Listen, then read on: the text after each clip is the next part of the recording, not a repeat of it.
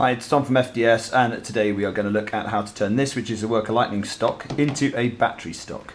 So I thought I'd go over a few of the basic things that I've done to make this work, and then we'll go through the process that you need to do to panel it in and turn it into a decent battery stock. So I started by making a template. This is just box card, and I've made a template of the panel that fits in here like that. And obviously card's cheap and it's free, and you can keep reusing it so you can hang on to your template. And then I cut the side panels out. This is 2mm styrene sheet. If you have a clear Worker Lightning stock, obviously you could use a clear acrylic sheet for this, or you can get a couple of different clear materials that are equally suitable, and you can get what's available to you. I just use this I just use the styrene sheet because this is going to be painted, and it's something that I keep in stock all the time for body mods. The downside is that you see it's a little flexible, which is fine. If we've got flexible stuff like that, that's not a problem. I'll show you how to deal with that. This panel sits in here like this. Now this one here is going to be removable, and you'll be able to take it out like you would normally with a thumb screw, and this will be like the battery door. And then the opposing panel, which fits on the opposite side like that, boxes it in, and then the LiPo will sit in here. So there's a couple of small things you need to do to prepare your stock. The first thing I've done, let me just lift this up so you can see, is in here I used a 6mm drill bit to drill a hole through here, and it's easier to do this with the stock together because you're doing it on the brake line of the stock, and that's where your wiring is going to go through, and then into here. It comes out in the bottom, just at the base of the stock there, and that's there so that you can get your wire through. And then your XD60, obviously in a Springer you've got this big cavity in the back here, and your XD60 can just sit down into that cavity fine, and there's very few of the flywheelers that will have big long stocks. So for things like the Worker Dominator that's got a comically small battery compartment, this is a good solution. I know they make a battery stock, but theirs is ugly. And the first person I saw do this, credit to Jodocast, he did it on his Nerf AK. That was the first person I saw convert this Lightning stock to a battery stock. So the next thing I'm going to do is I'm going to glue together some of the parts that I've made for this. So I've drilled a 8mm hole here. Anything between 6 and 8 is fine. This is going to take a thumb screw, and that's to allow the thumb screw to recess down. And then what I've got is a reinforcing piece somewhere. It's a small reinforcing piece.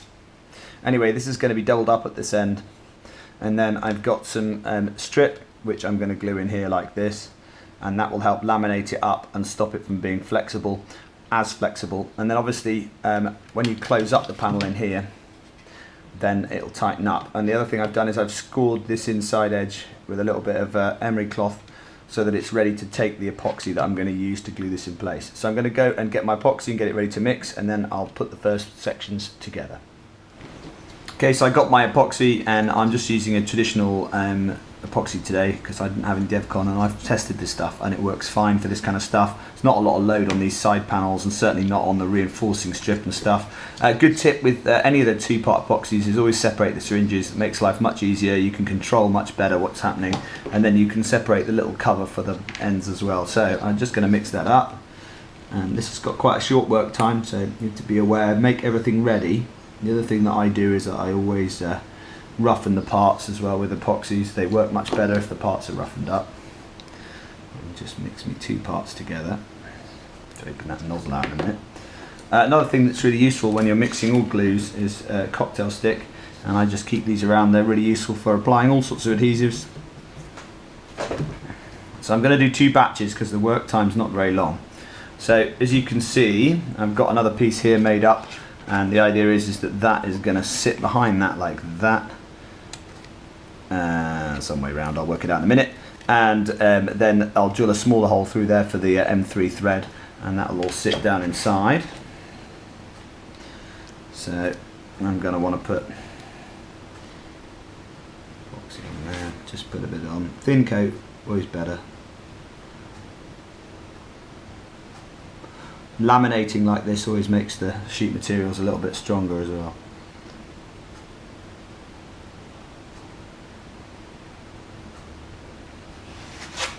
And then just a bit of tidying up from the front.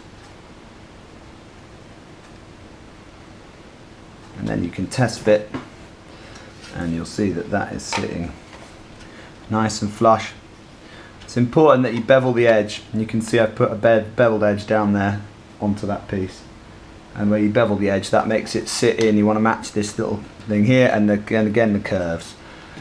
So I need then to take my other panel and put my reinforcing pieces on. This is the fixed side. You can do either side, it doesn't matter which way around you do it.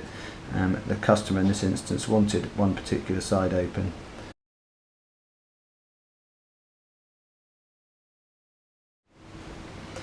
There, that's added a little bit of doubling up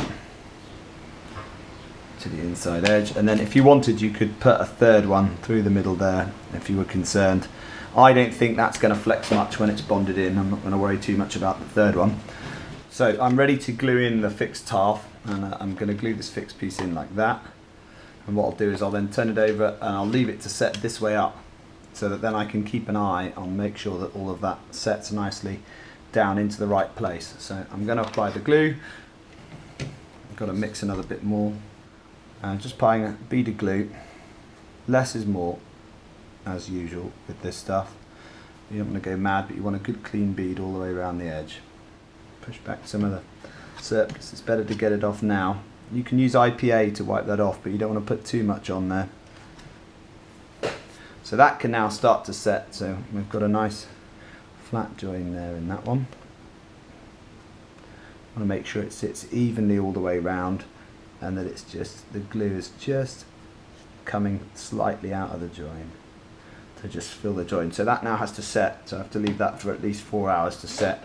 That's ready to go, and then I've made a little spacer. You don't want your battery door tag to sit too low, so before the epoxy goes off I've got to get this in. So again, a good bead. Now if you're worried about getting contact with the epoxy adhesive, or you're going to do another job afterwards, a pair of nitrile gloves is a good idea when you're doing this.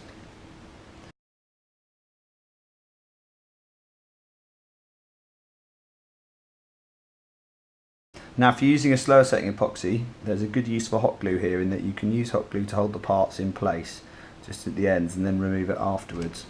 And remember, you want the curved bit sitting into the blaster. Look at that. And you can use a clothes peg to clamp all this together if you want to get a bit more laminate pressure on there. I think that's going to stick fine. And there you can see I've left nearly about 4mm sticking out, because you want quite a reasonable sized tongue to slide into that plastered stock to stop it from vibrating.